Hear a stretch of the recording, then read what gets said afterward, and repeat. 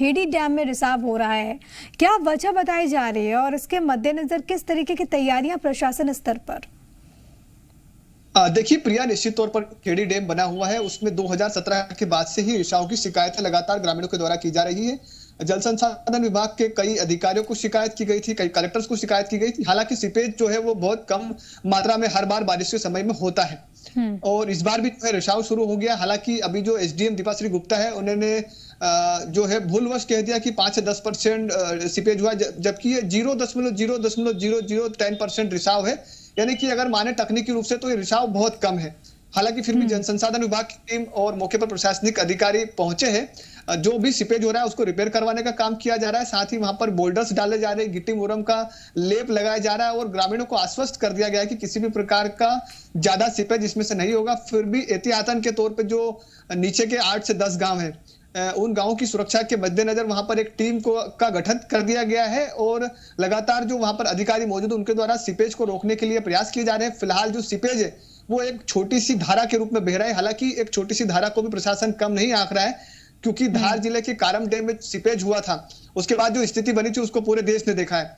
हालांकि धार collector doctor Pankaj Jain के निर्देश पर एसडीएम दीपाश्री गुप्ता और जल संसाधन विभाग के लोग मौके पर पहुंचे और जो सीपेज हो रहा था उसको देखा गया। साथ ही वहां पर मौजूद अधिकारियों के निर्देश के बाद वहां पर मुर्रम और गिट्टी डाली गई और सीपेज को जो है फिलहाल रोक दिया गया है। सीपेज बहुत कम मात्रा में, फिर भी सीपेज की जो शिकायत आई थी उसके लिए एक जांच कमेटी का भी गठन अब जल्द ही होगा। हालांकि इसमें भ्रष्टाचार के आरोप लगातार लगते रहे डैम में, क्योंकि 2017-18 की बात है जब ये डैम बनके कंप्लीट हुआ था।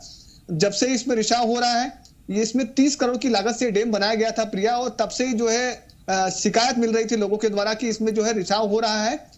और एक बात और बड़ी बात दीपाश्री, माफ कीजिएगा प्रिया, कई लोगों को अभी तक मुआवजा नहीं मिल पाया जिन लोगों की जमीन और घर इस डैम से प्रभावित हुई थी। उन लोगों की शिकायत ये भी थी मैडम से, कहा एसडीएम मैडम से कि हमें मुआवजा नहीं मिला है और अधिकारी मुआवजा देने के लिए जो है रिश्वत की मांग कर रहे हैं। तो प्रशासन की पहली प्रायोरिटी जो है प्रिया की वहां जो रिसाव हो रहा है उसको रोकना। हालांकि अभी तक वो रिसाव बहुत कम मात्रा में हो रहा है, लेकिन यदि बारिश तेज बढ़ती है तो रिसाव तेज होगा। ठीक है, ये एक बड़ी बात है। कमल जिस तरीके से जानकारी दे रहे हैं कि रिसाव बहुत कम हो रहा है, 0.00010% रिसाव हो रहा है, लेकिन अभी भी क्योंकि अगर लगातार ऐसे बारिश होगी तो जाहिर है कि हालात चिंताजनक हो सकते हैं और इसके मद्देनजर टीम वहां पर पूरी तरीके से मुस्तैद है। अगर आप ये बता पाए कमल, जैसा कि आप जानकारी दे रहे हैं कि 2017 में ये बना और उसके बाद से तमाम आरोप लगाए गए हैं, वहां पर जो स्थानीय लोग हैं उनकी ओर से भी लगातार शिकायतें की गई रिसाव की, क्या अभी तक कोई भी कदम विभाग की ओर से इस दिशा में नहीं उठाया गया कि समस्या का समाधान पहले हो जाए? देखिए प्रिया, हमने लोगों से भी वहां पर बात की। लोगों का कहना था कि जब भी हम लोग शिकायत करते हैं, प्रशासनिक अधिकारी डब्ल्यूआरडी के यहाँ पर मौके पर पहुंचते हैं और जो डेम्फर है उसके माध्यम से गिट्टी और मुर्रम यहाँ पर डाल दी जाती है और पानी यहाँ से रिसाव होना बंद हो जाता है। इसका कोई स्थायी समाधान जब अभी तक पिछले 3-4 सालों में नहीं हो पाया।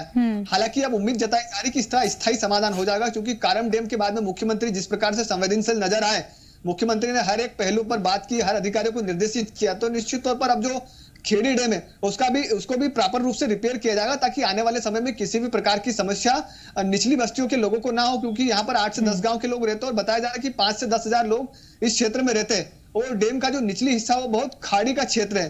तो ऐसे में यदि डैम में रिसाव बढ़ता है तो लोगों के लिए समस्या खड़ी हो सकती है प्रिया। बिल्कुल, और लोगों को इस समस्या ना हो इस पर ही काम करना होगा और सरकार इसको लेकर कदम भी उठा रही है। प्रशासन भी वहां पर पूरी तरीके से अलर्ट मोड पर है।